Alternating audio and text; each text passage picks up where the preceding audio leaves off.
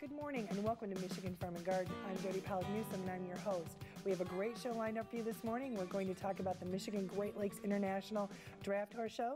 We're also going to talk about food safety and changes there, and we're going to talk about the bounty of Michigan and cooking with it. Stay tuned.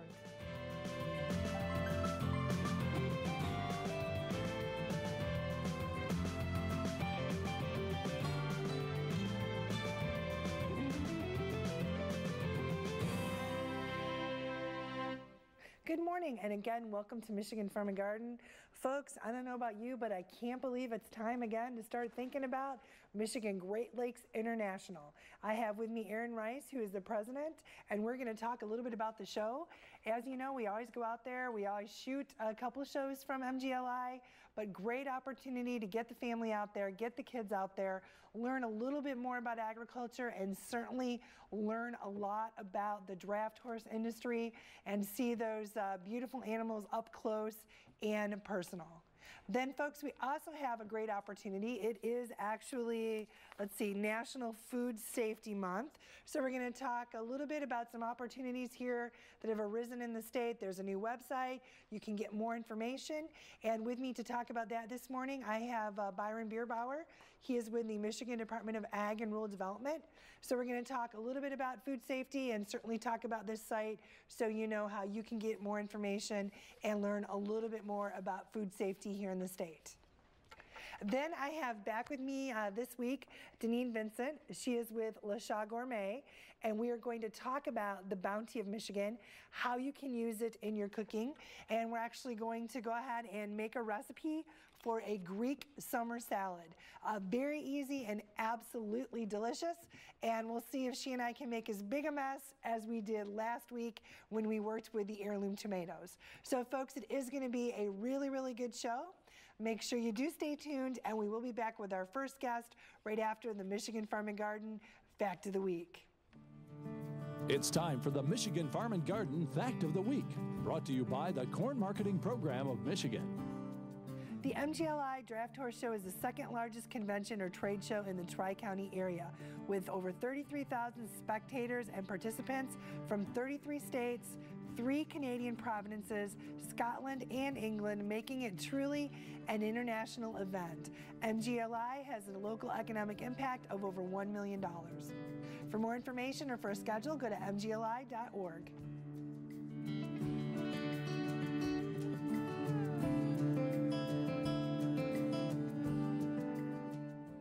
Corn touches your life every day. With over 600 items in the store that contain corn, it's America's renewable resource.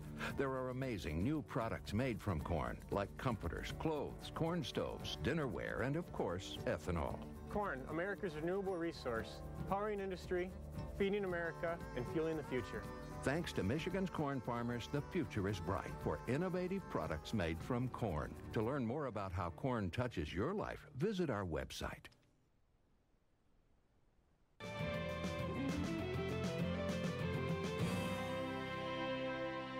And welcome back. We are back with Aaron Rice, president of Michigan Great Lakes International. Welcome back. Hi, Jody. Welcome. Well, it's great to be here again. You know, it's that time of the year. After such a summer, you know, you think, is it going to end? Is this heat going to end? Where's it going to end? And now it ends at Great Lakes International in the fall. So here comes fall. Yeah, last year I remember on one of those wagons I was pretty bundled up. It's cold up there on those big seats. Yeah, here we go again. So 36 years. Wow. 36 years. Well, let's talk a little bit about the event, what's coming up, and what can folks look forward to. 18th through the 21st of October, we're going to be holding MGLI, Michigan Great Lakes International, at the Pavilion again. They're at MSU. Super facility. We've got a good show lined up this year. We've got some good music coming. We've got extra horses. We had to put a tent up again this year, so it's going to be a large show. A lot of good quality. A lot of good quality. We've got them coming from all over.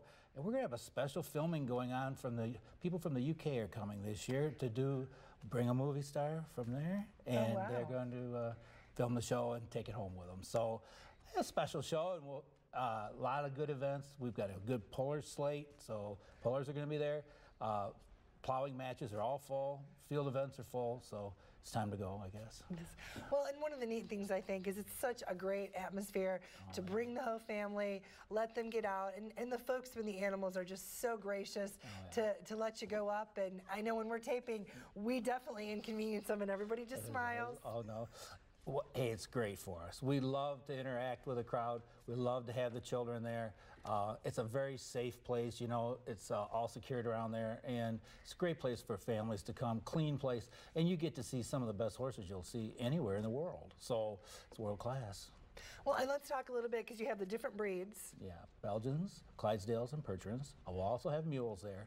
So we'll all be performing in different activities. We have hitch classes in the morning starting at 8 o'clock. They usually go to about 12 to 1 o'clock. We go into our afternoon show, hitches, carts, unicorns, meaning three in front of a wagon, 4 in front of a wagon, 6 in front of a wagon, and right on through the evening show.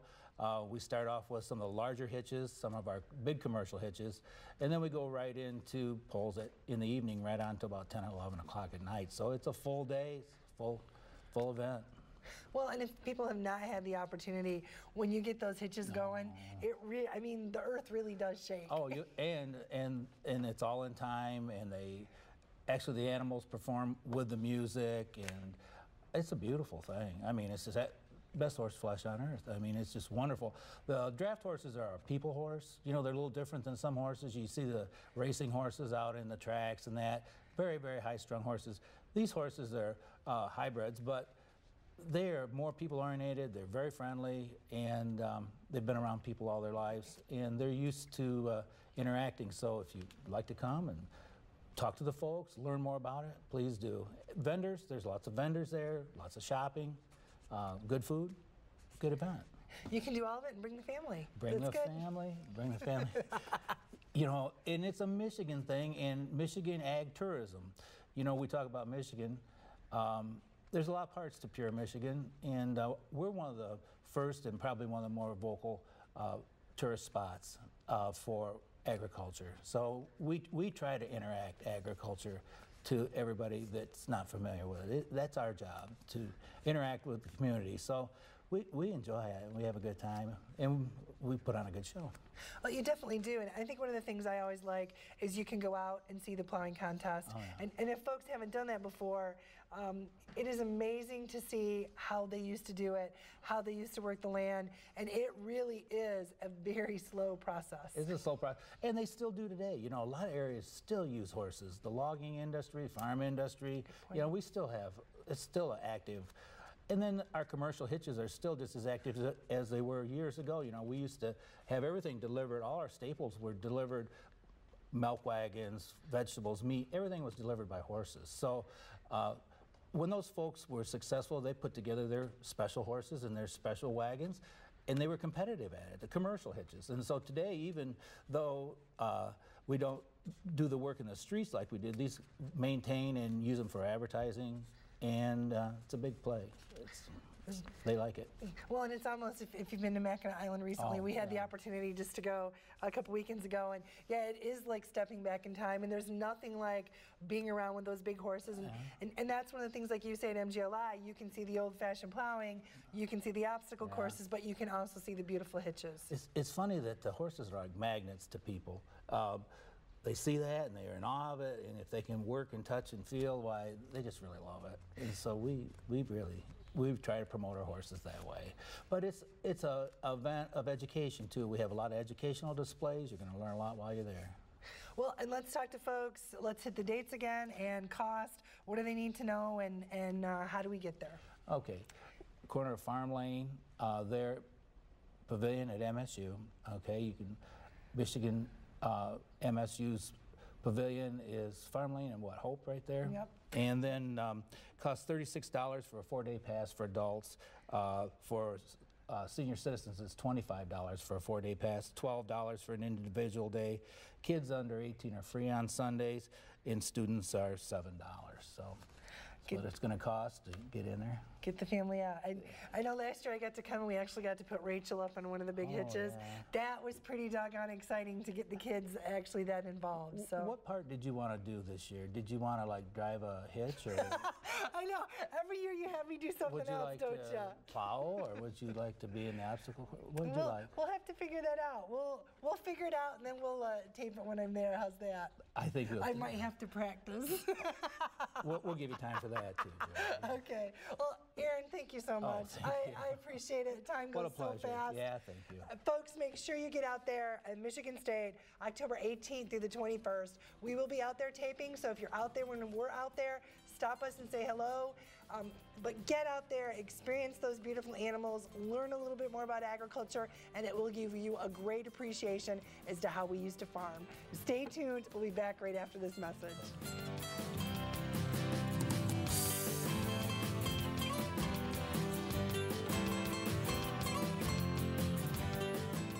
The Cherry Marketing Institute wants you to know about tart cherries. Cherry's red color comes from powerful antioxidants. Available year-round, it's easy to incorporate cherries into your daily diet. Visit choosecherries.com. Michigan's 1,000 apple growers take pride in producing delicious apples from one generation to the next. From the Great Lakes come great flavors. Look for locally grown Michigan apples. Have Jody speak at your next agricultural event. Go to jodylive.com.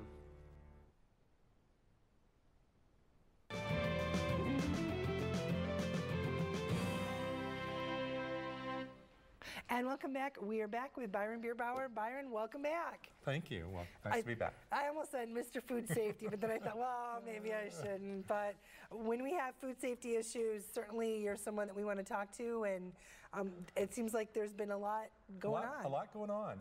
We've just culminated in something that we've been working on for 10 years with the department, getting our food inspection reports for retail groceries up on the web so that you can have access to them 24 hours, 7 days a week by going to www.michigan.gov/food safety.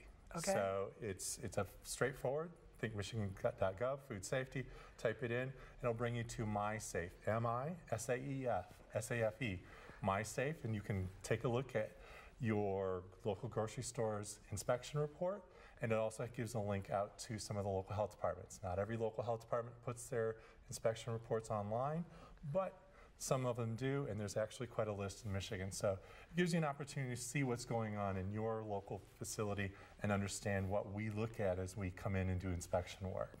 Well, and I think that's so important because I know you guys have done those inspections, and a lot of folks said they wanted more information, they wanted to know how to get to it. So I can see how this would take a while to build this. It's been a project. You know, it's always a little bit of money and a little bit of time and trying to get everybody up to speed. And the other thing is, it's really nice that it comes on live just now, and we're just getting ready to. We've just got a new food law passed. It is upgraded and changed. Our food code, so we have the latest and greatest science, and we're trying to keep up with the national economy and the national food safety awareness that you see out there, especially with the cantaloupe issues this past year. It's been just horrifying for farmers. But at the same time, you know, people are concerned and they want to know that their food is safe, and that's why we come back and revisit our food law and make changes as we go. Some of the changes that you'll see in this coming food law are for cut tomatoes and cut leafy greens, spinach leaves that are cut up, those have to be refrigerated now. Before they didn't, and the science wasn't, you know, science was saying this could be a problem, but you know, now the science is there. The FDA, all of the different agencies have said, yeah, these need to be refrigerated and kept refrigerated so that we reduce the risk of foodborne illness. Well, and I think that's so important, and I think a lot of times as consumers, we don't always stop and think about if we just looked at our vehicles of how much they've changed the last 10 years, and then you think of all the science and all the changes there, I don't think it's that anybody didn't do a good job before. We just didn't know what we know now. Yeah, and that's exactly it. What we can do now is we have the ability to actually take one person who got sick over here and one person who got sick over here in 12 different states across the country. And that's how they identified the cantaloupe outbreak last year in Colorado, was by tying those different people in those different states together by looking at the genetics behind the bacteria that made the people sick. And that was how we were able to get that product off the market quicker. It didn't last nearly as long as it has in the past. So that's a very cool thing. It's absolutely wonderful. And if anybody's ever had a foodborne illness or something like that, it is something you absolutely never want to have again. No, never take chances. I've had it, and it's not fun, and it's not pretty. Yeah, pretty tough. When you're looking at some of the food safety and food safety issues, what are kind of some of the areas you guys are looking at? What are some of the kind of areas you're focusing on? We look at those 5 CDC risk factors. We take a look at how the employees are trained. Are they trained to handle food appropriately? Are they trained not to come to work sick? That's really important. If they're sick, they shouldn't be at work, and they should do the same things your mom taught you. When you go to the bathroom and you come out, you need to wash your hands before you start working with food. And that's that employee hygiene and employee knowledge thing. We also work on some of the same issues of where does the food come from? Know who your source of food is. Make sure that you understand what they can and cannot do so that the food is safe. And then the basics of basics. Cook it well.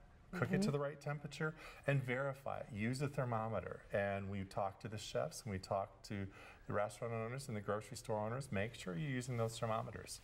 It's actually a requirement in the law, and we do look for that. Well, and I know too, looking through it, there are some changes. Some of them seem like that, kind of that, don't give kids the undercooked burgers, those kinds of things. Some of it seems common sense, but if that's not how mom and dad have it, that might not be something you're thinking about. That's definitely one of the issues with the new food code says that undercooked hamburgers shall not be offered on a children's menu. And it's really tough sometimes when kids see a hamburger and they say made to order, and mom and dad make it raw or undercooked or pink, and they go, well, why can't I? Well, it's not on your menu. It helps you tell the kid, your children, that this is really not for you. Well, and I think too, especially when we talk in our state, a lot of the cottage foods, the cottage food industry, there are rules and regulations for them, but there's also rules and regulations for other products, the traditional food products. And we're trying to make sure that as cottage foods become a bigger industry in the state, we've increased the amount that people can make at home and still sell and still meet that cottage food requirement. And it's went from $15,000 annually to $20,000 annually. So that's a good thing. From that perspective, it gives people some opportunities to grow their businesses, to experiment with some products and see if they can get a market. And then they can move from that cottage food into the traditional store and make a business out of it and grow Michigan's agriculture and grow Michigan's business and create some jobs along with it, which is always a good thing. Well, and I think that's so important because I know a lot of folks say, well, the different rules, the different regulations, it makes it tough to operate. But I think people need to realize too, your job is to make sure they can operate and we all still stay safe. Yeah, and exactly. And if you follow some basic rules and some of these basic ideas, they're not terribly difficult. It sometimes seems overwhelming because there's a lot coming at you at once, but if you build it slowly, you can do it. And you can sell safe food, and everybody wants to do that. That's the thing. It is. Cottage food operators, restaurants, grocery stores, they all want to sell you safe food. They're in business to sell you good stuff and have you come back. They don't want to make it bad for you. But at the same time, there's some basic rules, and if they follow them, and they get the best science, then they can do the best, then they'll sell safe food and everybody will be happy. Okay, well, Byron, thank you. Thanks it's always good. I always learn more, and I have my notes and you have it all in your head. You do a great job. I appreciate it. No problem. And we'll make sure we get out there and we keep our food safe. Yep. There we go. Folks, just a little bit more behind the scenes, what goes on that we don't always think about. We know certainly that agriculture and the food industry are important in our state, but there's also a lot that goes on to make sure it's a safe industry, and the food we get, we don't just get the bounty of Michigan, but we get good, safe food here in our state. I will put a link, so if you want to learn a little bit more, you can go to the MDA website and you can get information and learn what's going on in your local area. Stay tuned. We'll be back right after this message.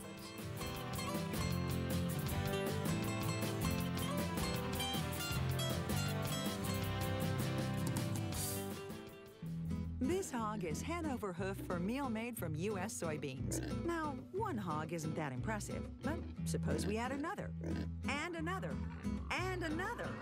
Before long, you've got billions of hungry customers around the world all clamoring for the same thing. Our soybeans. Learn more about the billion-dollar appetite of animal agriculture at BeyondTheElevator.com. Brought to you by America's soybean farmers and their checkoff.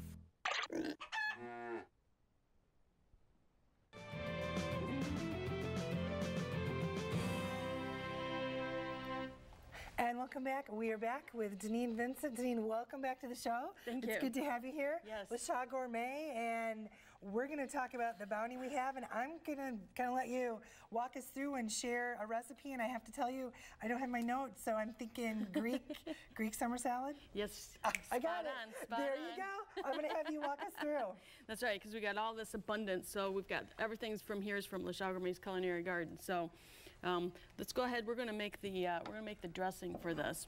So I'm going to have you drizzle in some red wine vinegar right there. All right. About 3 tablespoons. You keep drizzling. I'll tell you when you get there. Oh, it's a good thing you're going to stop me. All right, that's good.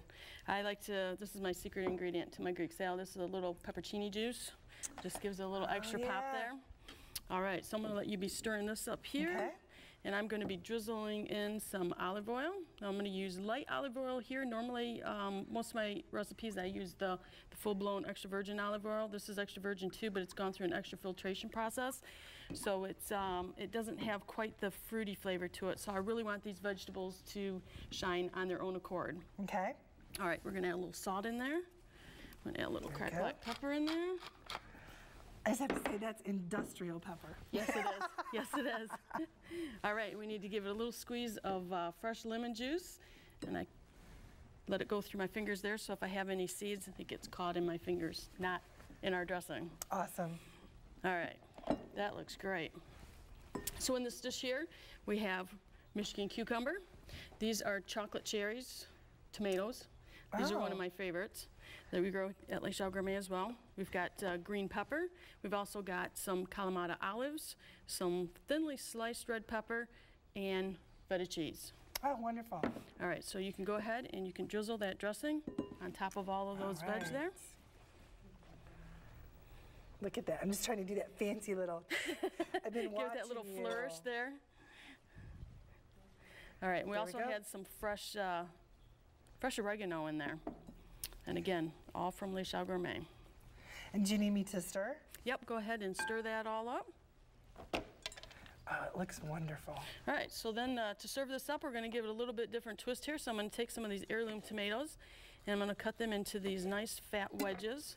You're going to see these absolutely gorgeous color here. So we have a pineapple tomato there. We have a brandywine tomato here. And then we've got what's called a Mr. Stripey. And we're going to put that one right here. They look absolutely gorgeous. I don't know how well folks at home can see them. I'm going to try and tip it up a little bit, but they look absolutely wonderful. And I can see great conversation piece as you have folks over. Right there. And all of these have just a little bit different flavor to them. So then what we do is we take some of our Greek salad. Now, I mean, you could serve it as is, just like this. Okay. But like I said, we're just going to give it a little twist. We'll give it a Le Chat Gourmet twist. And what we're going to do is we're going to pile that salad right on the top of each of those tomatoes, like so.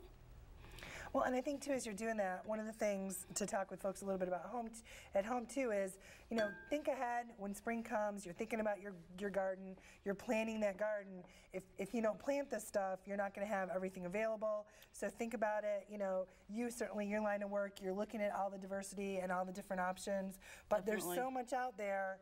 You know, until I hosted Farm and Garden, I hadn't tried a lot of the different varieties of tomatoes and things like that. And, you know, folks like you so convinced me they're wonderful, but you have to try it. You have to try them, and each one has a little bit different flavor. A lot of times the lighter ones have a little less acidity, so some people have, you know, issues with, you know, gastro issues, so some of the lighter tomatoes like that, they may be able to eat. So again, you just need to try some of these new things.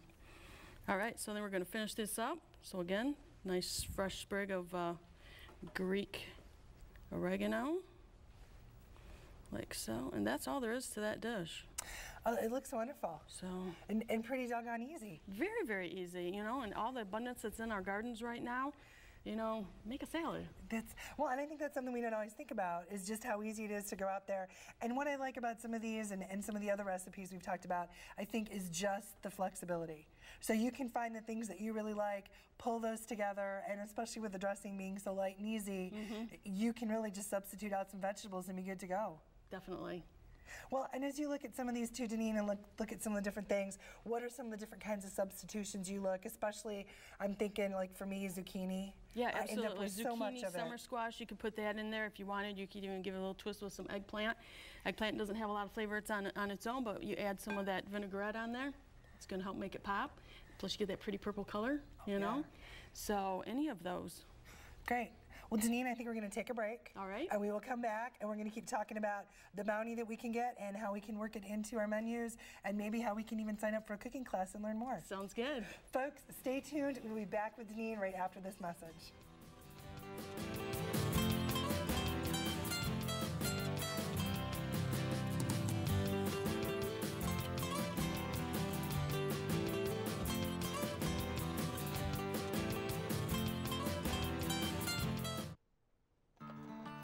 It's a love. It's a passion. The horse gets in your soul. It's awesome to sit in there and watch all the 8-horse and 6-horse hitches go around the arena. We have some of the greatest horses that can be found on the continent. Michigan Great Lakes is probably the #1 show to come to. It's one of the biggest and best shows in the United States. This is a premier event for seeing draft horses here in the state of Michigan. That's why I'm here. We just keep coming back because it's a vacation for us. It's the highlight of the draft horse industry.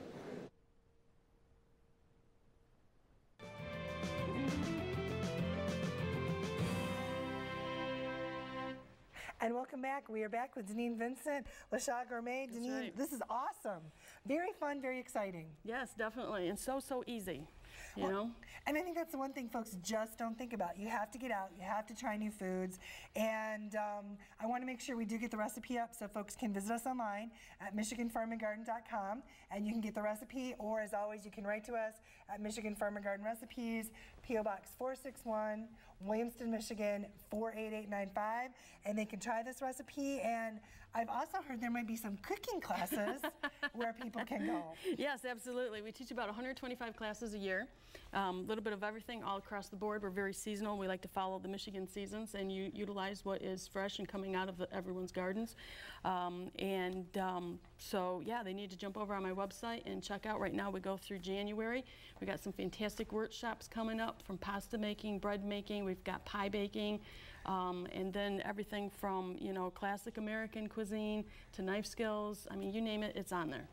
Well, and I think that's so important, and you know, now we're looking to at the holidays. Yes. So certainly you're here in the Lansing area. Yep. We do air across the state. There are other folks, other opportunities, but cooking classes tend to be something people just don't think of that really are awesome gifts. They are awesome gifts, and we do have gift certificates so people can, you know, get a gift certificate, and whether it's for birthday or the holidays or so forth. And you know, we're located in Eaton Rapids, but we get people from all over the world that join me at Chat Gourmet. Cool. Yep. Very cool. Yeah, and in addition to our regular classes, we do culinary vacations where we take people to other places as well. I just got back from Tuscany, Italy, and we were in Provence in June. So, and whenever I travel, it's very important not only to promote the United States and be an ambassador for our country, but to be an ambassador for Michigan. And all of my friends and the new people that I meet, I take bags of Michigan products with me wherever I travel. So in the past, we've done dried blueberries, cherries, maple syrup. This year, I took the Hanover mints. Oh, wonderful. Yep. Wonderful. Yep. Well, and that's exciting. I think you were on the show when we were talking Valentine's Day. Yep, exactly. And we had Heather on from Hanover. Exactly. Well, and I would think too, the diversity that we have, that gives you so many opportunities.